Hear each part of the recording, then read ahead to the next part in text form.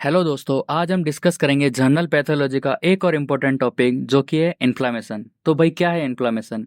It is a protective response by the body to variety of etiological agent, infectious and non infectious. It means ये हमारी body का एक protective response है किसी भी aetiological agent के प्रति जो कि इन्फेक्शियस हो सकता है, जैसे कि कोई भी बैक्टीरियल इन्फेक्शन, वायरल इन्फेक्शन, या फिर नॉन इन्फेक्शियस हो सकता है जैसे कि कोई भी इंजरी या फिर ट्रॉमा। देन अब हम नेक्स्ट देखेंगे इससे मिलती जुलती टर्म जो कि है इन्फेक्शन।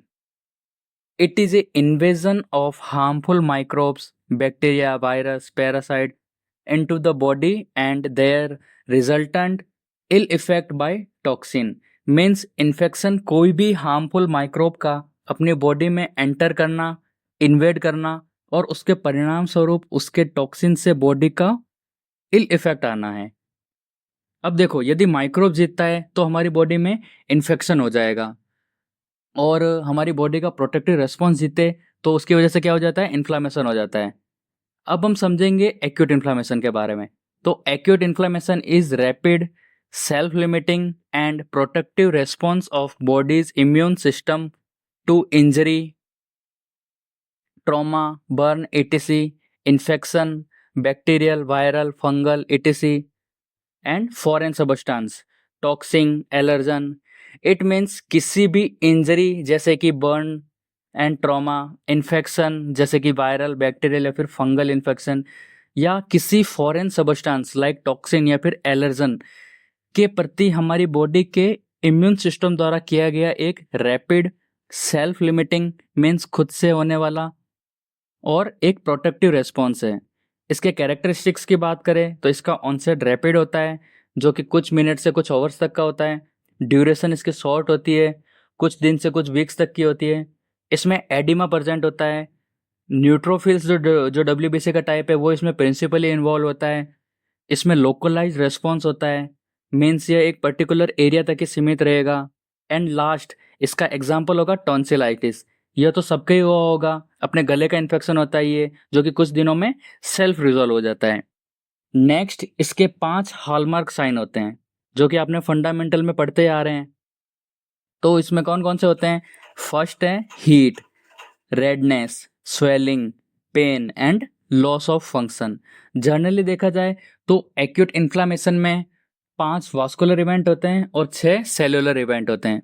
वास्कुलर इवेंट जैसे कि ट्रांजिएंट वेसोकॉन्स्ट्रिक्शन ऑफ आर्ट्रियोल्स, सेकंड होगा परसिस्टेंस प्रोग्रेसिव वेसोडाइलेशन, थर्ड होगा elevate the local hydrostatic pressure, fourth increase vascular permeability and fifth stasis या फिर स्लोइंग। एक मिनट, घबराओ मत, इन सबको अपने डिटेल में अच्छे से समझेंगे। देन नेक्स्ट आगे है 6 सेलुलर इवेंट जैसे कि migration, rolling, adhesion, transmigration, chemotaxis and phagocytosis. जैसा कि अपने पहले डिस्कस कर चुके हैं कि माइक्रोब और हमारा प्रोटेक्टिव मैकेनिज्म के बीच में फाइट होती है, और यदि माइक्रोब जीतता है तो इन्फेक्शन होता है और हमारी बॉडी का प्रोटेक्टिव मैकेनिज्म जीतता है तो इन्फ्लामेशन होता है। लेकिन इनके लिए भी इन दोनों का मेन माइक्रोब्स और प्रोटेक्टिव सिस्टम का मिलना जरूरी है, तभी तो लड़ेंगे दोनों। अब समस्या ये है कि जो वाइट ब्लड सेल्स है डब्ल्यूबीसी, वो अपने ब्लड वेसल्स के अंदर है और जो माइक्रोब है वो वेसल्स के बाहर की तरफ होता है। तो हमारे पास 2 ऑप्शन है, या तो हम माइक्रोब को अंदर लेके आ जाए, जो कि एक बहुत बुरा आइडिया है, क्योंकि इससे क्या होगा, पूरी बॉडी में जहां भी ब्लड जाएगा माइक्रोब पहुंच जाएगा और पूरी बॉडी में सेप्सिस हो जाएगा। एंड सेकंड ऑप्शन क्या है कि हम डब्ल्यूबीसी को माइक्रोब के पास लेके आ जाए, बाहर लेके आ जाए। हाँ, ये एक अच्छा आइडिया है। तो सभी 11 इवेंट, क्या बताया मैंने, सभी 11 इवेंट, 5 वास्कुलर और 6 सेल्यूलर, हमारी डब्ल्यूबीसी को वेसल से बाहर निकालने की तरफ ही डायरेक्टेड होते हैं। अब हम एक एक करके सभी इवेंट को अच्छे से समझेंगे। देखो, यह हमारा सिंपल और मास्टर डायग्राम है, इससे हम सारे वेस्कुलर इवेंट को समझेंगे। देखो, यह स्किन है, इसके अंदर ब्लड वेसल्स है और मान लो यहाँ माइक्रोब की एंट्री हो गई है। तो पहले वास्कुलर इवेंट में क्या होगा, ट्रांजिएंट वेसो कॉन्स्ट्रिक्शन। मीन्स जैसे ही माइक्रोब अपने स्किन के अंदर एंटर करेंगे तो पर्टिकुलर पार्ट में क्या होगा, ट्रांजिएंट मीन कुछ टाइम के लिए वहाँ वेसो कॉन्स्ट्रिक्शन हो जाएगा, जैसे कि अपने ब्लड वेसल से वो माइक्रोब से डर गई हो, ऐसा लगेगा। Due to vasoconstriction at particular area blood supply decrease हो जाएगी, जिसकी वजह से उस पर्टिकुलर एरिया में स्किन का कलर पेल हो जाएगा और वहाँ ब्लेंचिंग देखने को मिलेगी। इट मीन्स जैसे ही हम वहाँ पे प्रेस करेंगे तो वहाँ की स्किन रेड होगी और वापस उसको छोड़ते ही पेल कलर की हो जाएगी। ये आपने नोटिस किया होगा।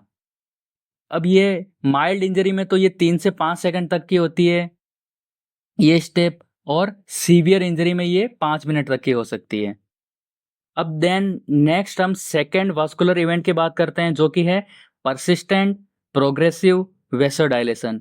इट मीन्स कुछ लंबे समय तक धीरे धीरे वेसोडाइलेशन होगा और वेसोडाइलेशन की वजह से उस पर्टिकुलर एरिया में ब्लड सप्लाई इंक्रीज होगी, जिसकी वजह से वह पर्टिकुलर एरिया वार्म और रेड हो जाएगा। Then next third vascular event है elevate the local hydrostatic pressure. इसका मतलब होता है कि उस पर्टिकुलर एरिया में हाइड्रोस्टैटिक प्रेशर का इंक्रीज हो जाना, क्योंकि यहाँ पे वेसोडाइलेशन हुआ है, उसकी वजह से ब्लड सप्लाई इंक्रीज हो गई है। तो इसलिए यहाँ पे जो हाइड्रोस्टैटिक प्रेशर और ऑन्कोटिक प्रेशर जो कि एल्बुमिन के द्वारा मेंटेन किया जाता है, ऑन्कोटिक प्रेशर एल्बुमिन के द्वारा मेंटेन किया जाता है, दोनों में इम्बैलेंस हो जाएगा और वाटर बाहर आना स्टार्ट हो जाएगा वेसल से, जिसे हम क्या कहेंगे, ट्रांसोडेड एडिमा। देन नेक्स्ट इवेंट है इंक्रीज वास्कुलर परमिएबिलिटी। इसमें एंडोथीलियल सेल के बीच में गैप और इंक्रीज हो जाता है। इसकी वजह से वाटर के साथ साथ प्रोटीन भी लीक करना स्टार्ट हो जाता है और इसकी वजह से एक्सुडेट एडिमा होता है। अब देखो एडिमा दो टाइप का होता है, एक ट्रांसुडेट और एक एक्सुडेट। तो ट्रांसुडेट वाला एडिमा किसमें होगा, इससे पहले वाली स्टेप में, और इसमें क्या होगा, एक्सुडेटिव एडिमा। अब वैसे ये हॉलमार्क स्टेप है सभी वास्कुलर इवेंट की। इसमें एंडोथीलियल गैप इंक्रीज होती है और उनसे ही बाद में WBC है वो बाहर आ पाती है। देन हमारा लास्ट वेस्कुलर इवेंट है स्टेसिस। इससे पहले के दोनों इवेंट में फ्लूइड और प्रोटीन बाहर चला गया वेसल से, तो अब यहाँ पे ओनली WBC और RBC बची हुई है।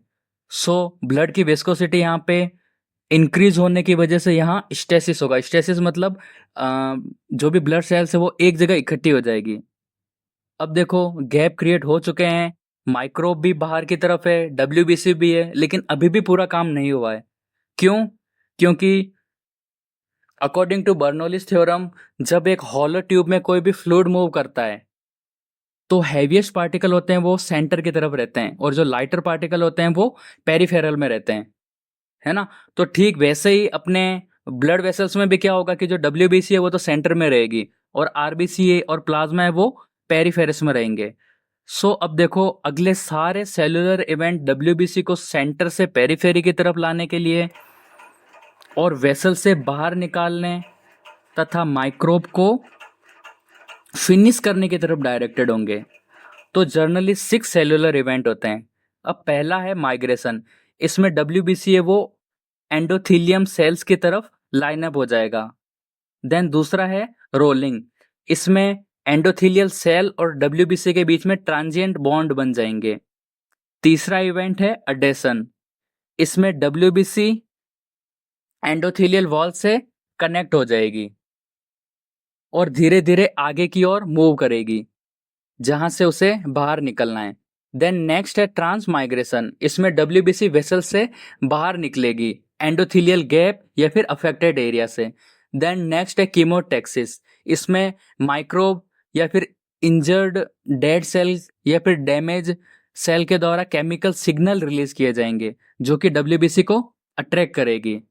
एंड लास्ट है फेगोसाइटोसिस। इसमें न्यूट्रोफिल्स और मैक्रोफेज माइक्रोब को एनगल्फ करके फिनिश कर देंगे। तो भाई इस तरह से 5 वास्कुलर और 6 सेलुलर इवेंट की मदद से हमारी बॉडी में एक्यूट इन्फ्लामेशन होता है और माइक्रोब या फिर उसके टॉक्सिन को एलिमिनेट किया जाता है। होप आज की क्लास से कुछ नया सीखने को मिला होगा।